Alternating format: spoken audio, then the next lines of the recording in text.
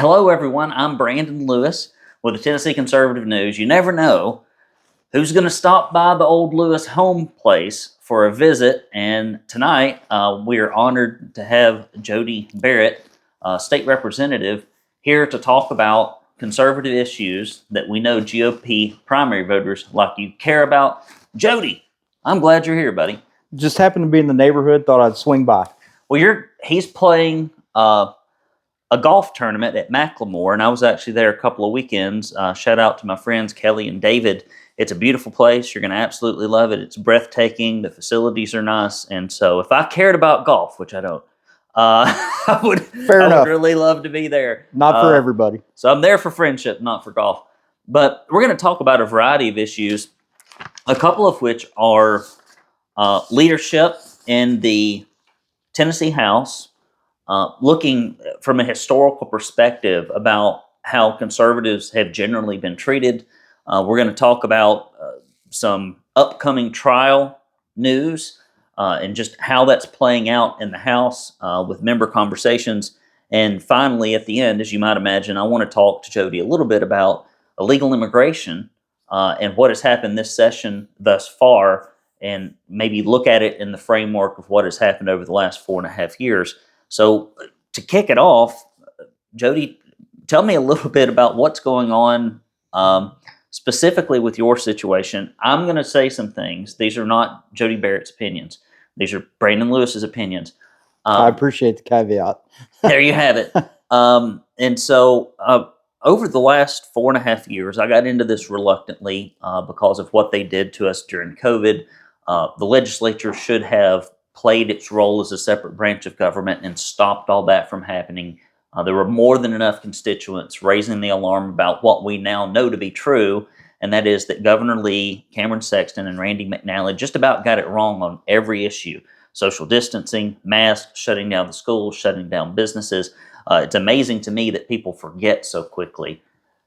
And during that, I watched some really strong conservative advocates rise up, not with radical views, but rather simply what GOP primary voters were asking them to do. And not just them, but like it was uniform across the state. Bruce Griffey tackled illegal immigration very vociferously, very loudly. Cameron Sexton stripped him of his committee, shut him down. Terry Lynn Weaver was attacked, kicked out of office, very conservative. And more recently, Brian Ritchie. And the reason I think that happens is because when you have conservatives telling the truth and trying to push legislation that leadership and the corporate interest and the government interest don't want, it makes leadership look like often what they are, which is not very conservative at all. And so that's what I have seen is that essentially, and I've said this over and over again, if you're conservative in the Tennessee legislature, you're going to be sidelined, backbenched, punished for being conservative, for just simply wanting to represent the views of your constituents. You will be blackballed. It's all about the corporate interest and getting on the corporate wavelength. It's not about being on the conservative wavelength. So talk a little bit about how you've been attacked in your district, how you've been sidelined, not had bills heard, et cetera, because I think conservatives across Tennessee really need to hear it. Well, starting this week, on Monday of this week, my 13-year-old son cranked up the computer at home where we homeschool, and the first thing that he sees when he's trying to get into a YouTube program is an ad by American Federation for Children telling the viewers that I what is the word that they used? Basically, I sold out President Trump on school choice. I sold out teachers and voted against more pay for teachers. I'm an awful liberal guy who sided on with the teachers unions and the whole 9 yards because I did not vote for Governor Lee's school voucher plan. And quickly, within probably the first hour after that, I probably received 30 different text messages from friends and constituents throughout the district who had received the same ad in a text push campaign as well.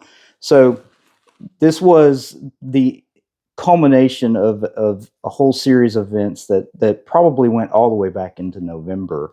And it's, it's a shot across the bow to show me that they can do it. There's no real reason to send an attack ad on a legislator during session in an off year. This is not an election year. So to do that in March, 18 months before a primary campaign is going to be had, is just to show that they have the money, they have the power, and that they have the will to do it if they want to.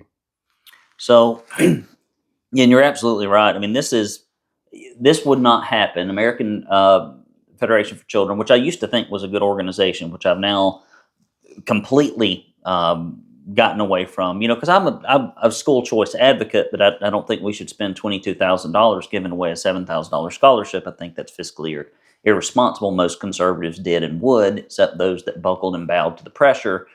Um, I think that is telling, because you're absolutely right. It's not in keeping with actually doing anything. It's to send a message to the other conservatives that are maybe a little less brave, a little less unafraid, have a little bit less of the fear of man, a little bit more of maybe the fear of God in them, that if they speak out, tell the truth, that they will be punished. Well, and it's consistent with the other groups like Americans for Prosperity, who threatened blatantly that anybody that voted against this, they were going to come after in primary. So, this is showing that they weren't just saying that they're actually going to do it, and they're trying to lead the way by making an example out of me. Well, Americans for Prosperity is not a conservative organization. I watched them go after many conservative candidates this last election cycle, and further, they have a long history of representing and lobbying for amnesty for illegal aliens. And the folks that are in Tennessee, while well-meaning, uh, if the Koch brothers or whomever say we're getting back on the amnesty bandwagon, look, everybody in that organization essentially just has to do whatever they are told. They are corporately purchased employees. They are not a grassroots organization. And that's something I think that's a very important distinction that conservatives need to know. What else are you hearing regarding Sexton's leadership? I mean, I think it's exceedingly poor on key issues. He has killed every illegal immigration reform bill, never brought any since he's been in office. It's the number 2 to number 1 issue that GOP primary voters care about. As you know, I'm very passionate about it. I'm the only really outspoken individual in the state of Tennessee on this issue. And so, what are you hearing? I mean, at what point do members look at Cameron and go, I don't think this guy has my best interest at heart. What are your thoughts generally on that? Well, of course, I don't speak for anybody else. I can only speak for myself and my personal experience. And until this year, this is my third year in the legislature, beginning of my second session. Um, my first 2 years in my first session, I was the freshman leader for our class. And so I was a member of the leadership team for our caucus, which probably gave me a little bit more leeway in some of the things that I did and maneuvered and some of the bills that I got passed. But coming into this year, that's no longer the case. And so I had to make a choice as to whether or not I was going to either try to go for a chairmanship, run for a leadership position, or do neither, and just kind of be a backbencher and a free agent, so to speak, and do what I wanted to do. So back during the summer or into the fall, I decided to go ahead and run for a leadership position. Challenged Representative Paul Sherrill from Sparta for the floor leader, and I was advised that, hey, you probably shouldn't do this. That this is not going to go well. We're not going to allow you to win this. Paul's a friend. Everybody likes him. I like Paul. Mm-hmm. Paul and I still like each other. We go to events every night, or at least a couple nights a week during this session. Even after that campaign, we get along great. But it was one of those situations where I think leadership did not want me to rock the boat. They wanted to have the entire slate of candidates that they have reinstated without any type of challenge. And I just felt like I needed to at least try and see where I stood, and got a lot of great feedback, and ended up at the end of the day, I came into the weekend with quite a bit more votes and promises for votes than I thought I was going to have, and ended up with 18 votes for me, which is not a lot in the grand scheme of things, but probably more so than I think maybe they expected me to get. So that was kind of the beginning of, I think, a series of things unraveling. Uh, Perhaps my stature with leadership and the relationships with some of the folks in power positions within the caucus. And so the next thing after that was when we got into session and the House rules were adopted. There was a discussion about lowering, or a provision in the House rules to lower the bill limit of what we can file from 15 bills down to 12 bills. They actually wanted to go to 10, and there was a compromise to do 12 this year and 10 next year. Well, I had expressed to the majority leader and other folks that I had some issues with that I've got a pretty hefty bill file all ready to go, and that was going to cause an issue. And I just didn't think that we should be shrinking the voice of the people that we represent. We represent 70,000 people, each one of us, and 15 bills for spread across 70,000 people is just not a lot. And so I even asked some questions within a caucus meeting. And then when the House rules were voted on, I was the only Republican to vote no. And within a few minutes of casting that vote, the majority leader came back and asked me if I was beefing with the speaker, which I responded, "No, I'm not beefing. I just told y'all I had an issue with reducing the bill limit." And so from that point forward, and then we went into the special session, and I voted no against the voucher bill, and things have just kind of gone off the rails since then. Well, that's about par for the course. I've did not expect to see, when I started this publication, uh, the corruption, the backroom dealing that I have seen. I always just ran campaigns, and I thought, well, the Republican won. I did my job, right? I got somebody elected. Good for me. I had a good track record. I still have a great track record, and but I never paid attention to the policy and the governing until I started the Tennessee Conservative in Right. order to get our medical freedoms back. And since then, I have seen this is not about serving the people. It's about serving the corporations and the special interest and the powerful. It's about making noises, and it's about saying the right things at Lincoln Day dinners or in campaign mailers about representing the constituents. But I don't see a whole lot of that, except for the brave few that don't care if they get sidelined because of their views. So one thing I would like to talk about a little bit is the upcoming trials that are going to go on with Cade Cothran and Cassida, and Cameron Sexton allegedly wearing a wire. It's probably not very allegedly. I would think it seems to be like he's not denied it. You would think if you didn't wear a wire and it's being reported that you wore a wire, you would just simply say very easily, "Oh, I never did that." Right? That you could just kill it. You could just kill it. Say, "I never did that. I didn't secretly record other members." Have you heard any conversations about, do members trust Cameron Sexton if he is already? I mean, there's always, I guess, a reason to be a stool pigeon or a snitch. I suppose there's a reason from time to time if the injustice is really bad, but typically, culturally, that's a little bit frowned upon, especially in a fraternal organization, which is what the House is, in my opinion, very similar. Uh, has any confidence been shaken in him since those revelations, accusations, allegations have been leveled? Nothing that's been expressed to me. And again, I'm kind of probably not the one that a lot of people are communicating those thoughts with at the moment.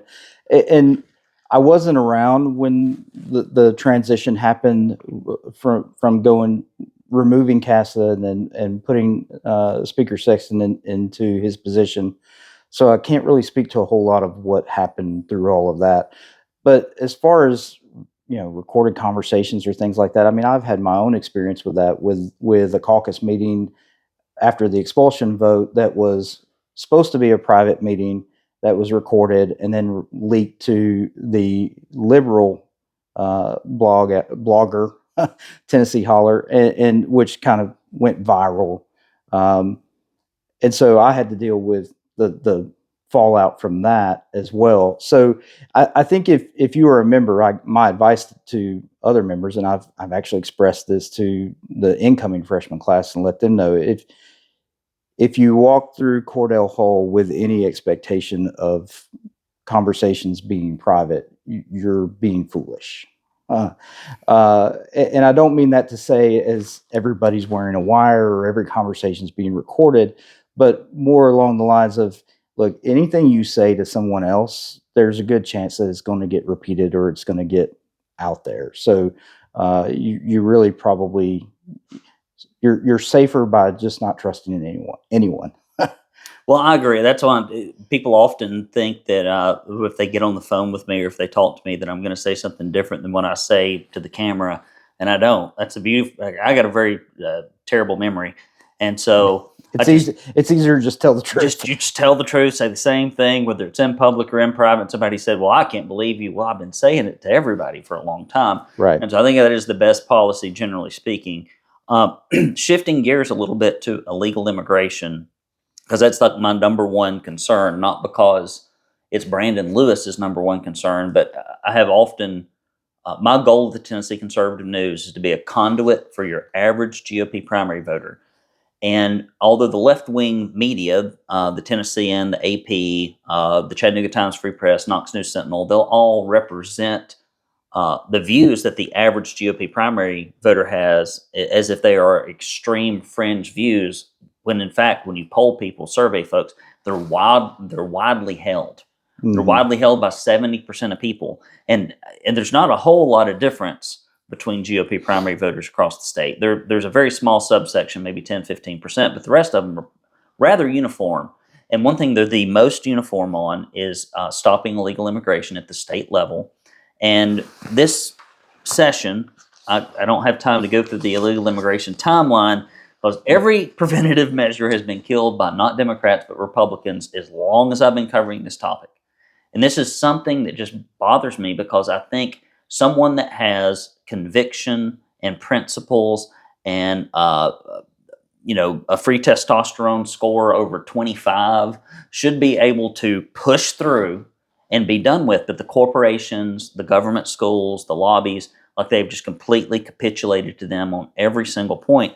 And so, for example, Janice Bowling and Monty Fritz brought a bill that basically just says, very simply, Tennesseans should not have to fund the education of illegal immigrants. This has been brought before. It was brought by Bruce Griffey. It was again brought by Brian Ritchie. It has been defeated every time. And here more recently, Farrell Hale, Adam Lowe, Mark Pody, Bill Powers, and Kerry Roberts said yes, absolutely, positively, without a shadow of a doubt, you as a Tennessee taxpayer should have to foot the bill, which is all in with federal, state, and government, or state and local, about $12,000 a year. So if somebody comes here and they got 5 kids, 6 kids, that's what you got to pay. If there's 3 kids, it's $36,000 a year out of the Tennessee taxpayer's pocket. And so that was killed. The bill to just transport illegal aliens to sanctuary cities, similar to what DeSantis did, was killed. I do think there was a Pyrrhic victory here, because Dennis Powers marked himself as present but not voting. Rick Eldridge and Jeff Burkhart were present but didn't do anything. That's what I call the coward's way out. And then you had John Crawford, who also wants Democrats voting in Republican primaries. He's like, he should put that on his campaign cards. He's very, very good for that, and he voted with the 2 Democrats. Like, we couldn't even get Republicans to vote on this. Drives me crazy. And then finally, would have required folks to just take their driver's license test in English. And all of us know somebody who's been almost hit by an illegal alien who didn't have insurance. I mean, it's like a common refrain that they're not the best drivers in the world. We report consistently and constantly of DUIs and things of that nature that I think are even more prevalent in this audience. And David Hawk, Dan Howell, Lowell Russell, and David Wright said, no, it should be in any foreign language, I suppose. And the corporate interest came in and said, oh, there might be an executive from a company that doesn't speak English, that needs a driver's license. So that a corporate executive coming from out of the country is probably like one out of 100,000 people, one out of 50,000 people, one out of 25,000 people. So we're going to let 2,000, just to be conservative, 24,999 people drive around that probably shouldn't be, so that one person can drive around. I think we should have carve outs or exceptions in those cases. So, what have the conversations been about regarding illegal immigration around the House, and why do you think these bills for the last 4.5 years have been murdered repeatedly by the exact same folks, and why has it always been Republicans? Well, I'll focus on some of the good news. So, in the special session, there was an immigration package that was really instigated by President Trump. Shortly before the special session, Governor Lee went to D.C. after President Trump was elected, and when he came back, I think there was instructions of, "Hey, you need to get some infrastructure in place, some funding in place." To be able to help us implement this policy that we're going to enforce to get some of these folks out of here, get the bad people out of the country. And so there was a lot of good that was done in that immigration package in the special session. One of those things was actually a bill that Leader Lamberth and I worked on in the off season regarding driver's license, particularly temporary licenses that are issued to illegal citizens or non-citizens, and learned some things along the way that we have been issuing driver's licenses in Tennessee to what's called, and we may have to edit this because I'm going to mess this up. Well, just tell me what it is. So, if it's not called something, just tell me what the general premise is. There are people that are living in the non-citizens that are living in the country permanently. So they are permanent residents. So we're giving them driver's licenses that look just like yours and mine. They're not having to be issued the temporary license. So part of the bill that we have worked on and gotten passed in the special session was now they are going to have to get the same temporary license as everyone else. And there's still parts of that bill that are being worked through the regular session now that Leader Lamberth is still pushing. It's House Bill 69. I remember that because it's my district number. And what we're doing with that is going to also change the coloration on the license. So it's going to make it much more readily apparent. And that is also tied into some election integrity issues so that we can make sure that these people are not getting registered to vote when they're not U.S. citizens. So instead of trying to clean the milk up after it's already been spilled, we're going to try to prevent it from ever getting out of the jug to begin with. So that's a good win for us. There's a human smuggling bill that is moving through committee that's going to be really good. It's going to create, we have human trafficking laws in place right now, but this is going to go beyond that for the folks that are actually profiting off of people by moving them around the country and hiding them from ICE, hiding them from law enforcement. And so this bill is going to be something that really helps out with that. And on the education thing, the numbers that I've heard is somewhere north of $600 million a year that educating illegals costs Tennessee. That's your money, my money, all the people that are paying taxes in the state. And so the bill you mentioned, I think it was Monty Fritz and Senator Bowling. There is a very similar bill that Leader Lamberth is carrying that is going to be in education next week. I'm on that committee, so I'm looking forward to having that debate. And it's going to do very similar things with the negotiations that have been going back and forth between the Senate and the House. It's going to create a local option where the local school board is going to have the option of whether or not they require these kids to produce proof of their citizenship. And if they can't, then they would have to pay a scholarship fee in order to attend the public school, which would be equal to the base TISA funding. So there is some good things happening. Yes, I would. That is the only what I would call preventative bill that I have seen in 4.5 years, and the fact that leadership is carrying it boggles my mind because I thought they'd never do anything. And Bo Watson, my state senator, who's here, who I've had issues with. I don't think your wife should be a lobbyist. I told him that at the local reorganization where we swept it from the establishment here in our county. but I take things issue by issue, and I've been very supportive of him. I've text messaged him and emailed him and said, "Hey, you come on. I'd love to talk about it. You're going to get the slings and arrows from the liberal media 24/7. You just got to hang tough because your constituents want it." And sometimes, it's a sad fact that conservatives don't get out there and advocate for their views as much as the left does, and that's a problem that we've got. But those things are awesome. I even called my local school board member, and I said, "Hey, listen, this thing's coming down the pike, and every Republican needs to be on record in Hamilton County if they agree with Tennessee taxpayers footing the bill for this." And you say, to me, I'm like, if you want illegal aliens to be educated at taxpayer expense, go out there and trumpet it. Trumpet it. Just put it on your campaign collateral. Put it on your yard signs to say illegal alien free tuition. But that's not what they do, right? Right. They kill it.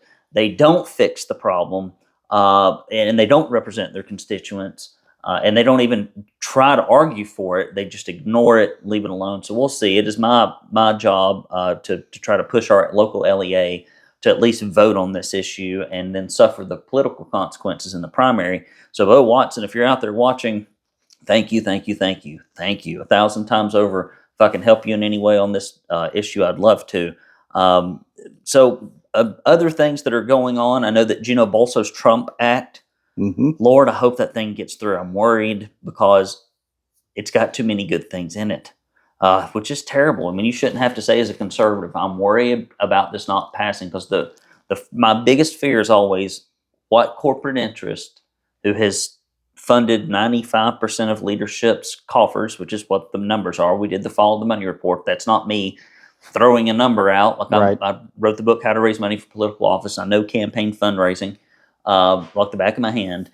And you can't, it says in the scriptures that you should not take a bribe. You shouldn't take a bribe.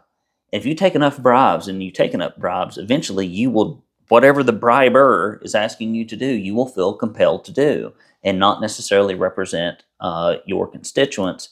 And so do you think Gino, who I have a lot of respect for, who's very smart, very sharp, just too many lawyers up there. I'm just going to go ahead and say there's too many lawyers up there. I would argue there's not enough. But there's too many lawyers up there. But Gino, you and Gino are a decent lawyer. I got my best friend, one of my best friends, Sean Bowell. He were texting back and forth. Now he's an attorney. I got 2 or 3 friends I've known for as long as I've lived in Tennessee, and I love them to death, and they're all attorneys. Actually, he's bailed me out of jail 3 times. So, hey, sometimes you need to have an attorney. You never like them until you need them. Yes, every time when I was a little bit wild before I met my wife, and so Sean Bobble would be there at the county jail. I even told Austin Garrett to bring back the drunk tank. You don't have to testify tonight. It's okay. Oh, okay, it's good. But anyway, the Trump Act. What do you think? Have you heard any rumblings? I mean, surely there's been some conversations. It's got the number one thing is redefining rather the definition of what a Tennessee resident is. Like Todd Gardenhire, who never met an illegal alien he didn't like and didn't want to fund or set a camp up for in Chattanooga where they were molested and lost. Like, they're always like, well, it's in the Constitution. But most people don't think of Tennessee resident as being somebody that illegally came here from another country. I mean, that's a stretch in my opinion. So redefining that. But then the thing I worry about is it also has that component in there where they can't send back money to their country of origin if they're here in Tennessee illegally by wire transfer. And I'm afraid that the Western Unions and the Mexican grocery stores and all that make money off the transactions. Makes money off of it. Basically, benefits financially from illegal immigration are going to go up into the Capitol and raise hell, banks, and it's going to get killed. What are your general thoughts and impressions? I hope it does well. I'm pushing for it. Well, I think you touched on in the beginning the beautiful thing about Representative Bolso, Gino, the way he approaches these things is very intelligent in that he doesn't try to rewrite a whole section of the code. He goes in and looks at the meaning of words. And if you look at a lot of Gino's bills, for instance, a bathroom bill that he just ran through, it's really about getting in and creating a statutory definition, or clearing up a statutory definition of what is sex. And so the same thing here, by going in and trying to clearly establish what the definition of illegal alien is, or illegal immigrant. Um, that's what he does best, and he kind of gets down into the minutia and the details, where a lot of us hover up here at this 20,000 foot view. Gino's down here at 500 feet, and he's getting into the really nitty gritty of it. And so, because of that, he has a lot of respect, I think, from the other members in the caucus. And I enjoy working with him, because I feel like I always learn something along the way whenever we're talking about this stuff. He's very smart. I've enjoyed talking to him, meeting him. He's a fun guy. Us short guys got to stick together. The thing about these votes, I'm looking at them right here. I mean, you really have to have been bought and paid for by leadership to want this on your record going into a primary. It is the biggest wedge issue, the most effective. The economy, which is number one, is a complicated issue, right? The whole economy, the global economy, the national economy, the state economy. But illegal immigration is like not hard. Like people have views on it. It's easy to explain. Right. And so for these folks to put this stuff on their record going into a primary, like if I'm running a campaign against somebody, please give me a list of bad illegal immigration votes. Like there's nothing, because we went to the door against Patsy Hazelwood for Michelle Renault, and I knew, because I'm not saying that I have the complete utter pulse, and I'm like but I hear from more conservatives across the state than almost probably anybody else.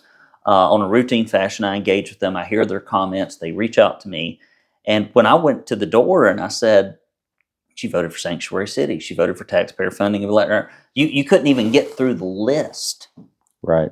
Of the 7 or 8 things that were awful, professional licenses for illegal aliens. And immediately you get through 2 of the 5, and they're like, I'm not voting for it. Well, they say you're never more popular than after you first get elected. This is because true. As soon as you start casting votes, you start picking up Yes. enemies and people that have things to question you about. And there's a lot of truth to that.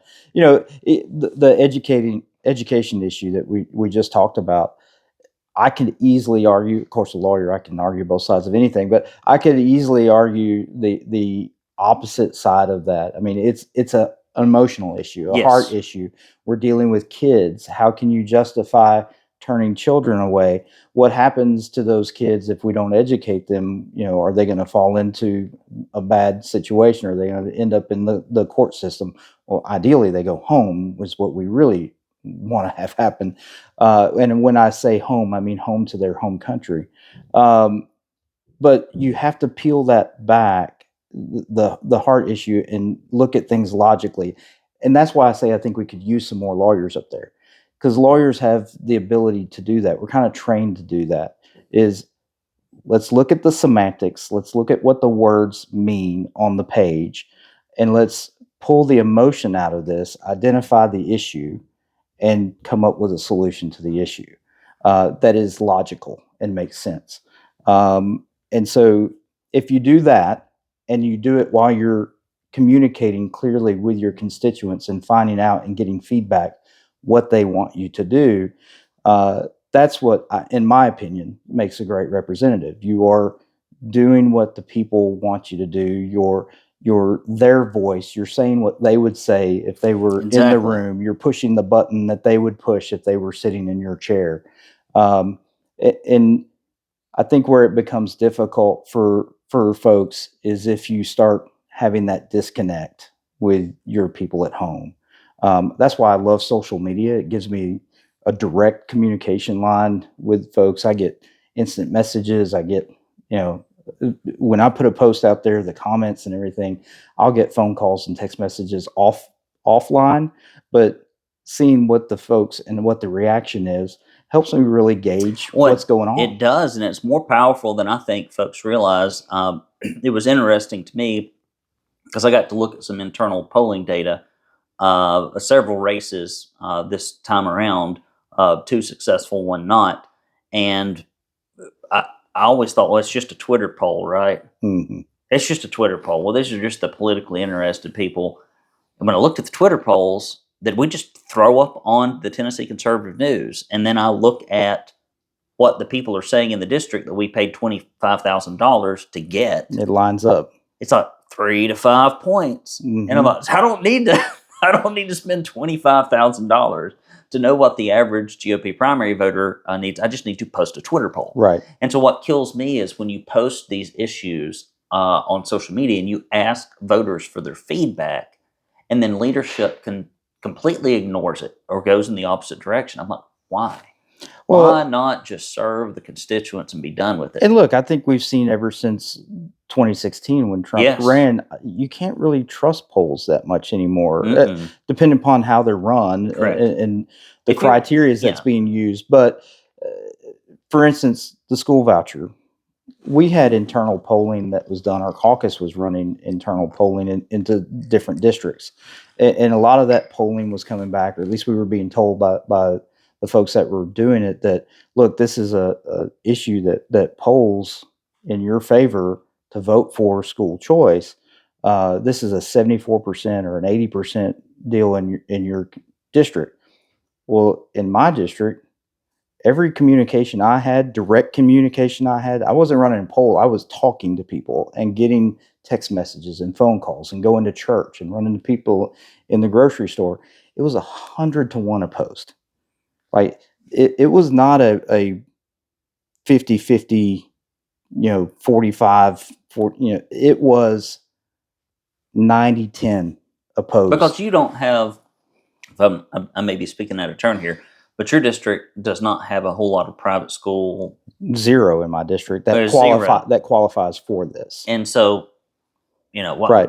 there's. Well, and look, this, the school voucher thing or the school choice issue is it really is kind of a rural versus urban district. And a lot of issue, it's a lot of what we do in the state legislature Mm-hmm. is passing statewide application laws to address issues in the four major cities. Yes, you're absolutely right. And so when you try to do that, in some situations you're trying to ram a square peg into a round hole, and that doesn't always work for the folks out in the rural areas. School choice was just one of those where we didn't look at it the same way in my district because we don't have the same issues. Yeah, well, that makes sense. And then also push polling when you ask people questions, but don't give them all the information. Like if Right. somebody said, if you push polled like the folks that did that and said, should we have a school choice option that costs $22,000 to give away $7,000 scholarship? I bet they'd come back about 3 or 4%. Right. And like if folks really know the details, and I said this today earlier on talk radio that uh, the number one shield that leadership has is the ignorance and the lack of information and the lack of really even desire to know what's going on in their legislature. Most people go to vote out of a sense of complete civic obligation and duty, but they take the duty of voting very seriously, but they don't take the duty of educating themselves or researching themselves on their state and local government seriously at all. Right. It's primarily done through postcards and who do you know and what yard signs have you seen. And so that is a hard way to get things moving. The bad news is we got low voter turnout. The good news is we got low voter turnout. And so low voter turnout is excellent for challengers to incumbents, and I hope that we see more of those in 2026. Well, I think too, most of the people that would consider themselves to be politically tuned in are really tuned into the national politics. If they're True. watching cable news, even their local news, the vast majority of what they're getting is stuff that's happening on the national level. In your local news, you may get 3 to 4 minutes of Maybe. a 30-minute newscast about what's happening in national or state politics. I think that's the service that folks like you and Tennessee Stands and even Tennessee Holler on the opposite side of the aisle, the service that they are bringing is you are 100% focused on what's going on in Tennessee and in Tennessee politics, and there's not another outlet out there that's doing that. There's not a national outlet. There's not a news station or a channel in any of the major cities that's focusing just on that. And so, outside of some of the publications that are, you know, subscription based, that are in the Capitol Press Corps, nobody else is really honing in just on those issues that are happening in Nashville. And you're right, people don't know that it's just not on their radar. They're not really paying attention. And the problem with that is what happens in Nashville has much more of a direct impact on their daily lives. Not only does it have more of an impact, they could have more of an impact on it. Meaning, you can go talk to your state rep, your state senator. As you mentioned, I get emails, I get text messages, I get phone calls. I actually read the comments on the social media posts. Right. I mean, that does not happen at the federal level. I've worked on U.S. Senate, U.S. House races. All have been successful, and but I understand that what it is people don't know who the heroes and the villains are. One thing that I have found interesting, I text message back and forth with Justin Canoe at the Tennessee Holler, because I make friends with folks. I've always done this. I will argue with you about policy, but like I just take it issue by issue, and I don't get offended or personally put out if you Right. got a different view. And my assistant, I often say this of 10 years, is as liberal as the day is long, and she's fantastic. She's worked for me for a decade. She's a wonderful lady. I love her and her family. But we have different political views. That doesn't make me dislike her, hate her, or anything like that. And I've got other friends I go camping with. I spend Most of us have family members Yes, that, family that members. see things completely different. so We can it- still love them and yes, completely disagree with them. yes, absolutely. And I think that's something that's been lost in the younger generation, and maybe even some older folks now. But it is interesting to me. I'll make this point, and then I'll give you the last word. That the Tennessee Holler, look, we agree on things that leadership doesn't agree on, and that is corporate welfare, freedom of the press, transparency issues, taxpayer-funded lobbyists that are married to and or related to members.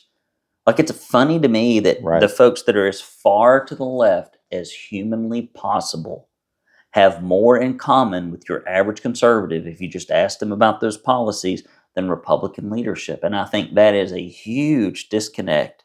And I do believe in open dialogue. You look at Bill Buckley. He always brought people on his program to talk about things that had completely different contrarian viewpoints. And it bothers me that now we don't do that as often. So, Jody, you've been very kind. I thought this would be a very short conversation. I apologize for it going on as long as it did.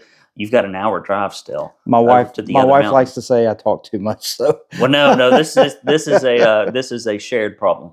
But you've been kind to come here and visit and to discuss these things, so that folks out in Tennessee actually have an in-depth conversation about what's going on in their state. I'll give you the last word. well, I mean, the last word would just be, like yourself, I also read all of the emails that come into my legislative email account. A lot of people let their legislative assistant review all that, kind of screen that stuff. I see all of it. My cell number is on my business card. I answer text messages. I handle my own social media. It's not an intern. It's not the caucus Well, you staff do a good that's job doing of it, by the way. Well, I try. Sometimes not everything's a hit, but every now and then, I'll get a good one in there. But if you reach out to me, I will respond, because that's the job. My job is to be as communicative and transparent and available as possible, for all this great money that they're paying me to do it. So, but it's truly an honor, really, and a privilege for me to do it. I'm proud to serve. It's fun to see my family be engaged, because I've gotten involved now. Not only my kids, but my wife Holly is now more in tune with what's going on in state government than she ever was before. So that there's a lot of fringe benefits that have come from serving the people, and I'm proud to do it and look forward to continuing to do so. Well, you're very kind. Tell your beautiful wife I said hello. I will. I was excited to meet her over at Gary's event, and I appreciate everything you do. In closing, it takes a lot of freaking courage and conviction and moral fiber to stand up for your constituents when it means that you may not climb, you may not get a chairmanship, your bill may not be passed, to actually function as a representative that serves the employers that sent them. And it is a rare thing to see, and it is a costly thing to see. Telling the truth and representing your constituents costs you, but ignoring them often benefits you in government. And so, thank you for choosing the nobler of the two paths. I appreciate you very much. Well, I was told by another member in the first year of my service that I think the quote was something to the effect of sometimes you have to do the right thing even if you think it's wrong. And having now served for 3 years, I think what he really meant was sometimes you have to do the politically right thing even though you think it's wrong. And I just don't agree with that. I think if you do the right thing, it's always going to be the right thing. Well, that is as good a way to end this as I can think about. Guys, I appreciate you tuning in. Thank you for those of you who actually keep up with state politics so we can keep Tennessee free. I'm Brandon Lewis with the Tennessee Conservative. Until next time, signing off.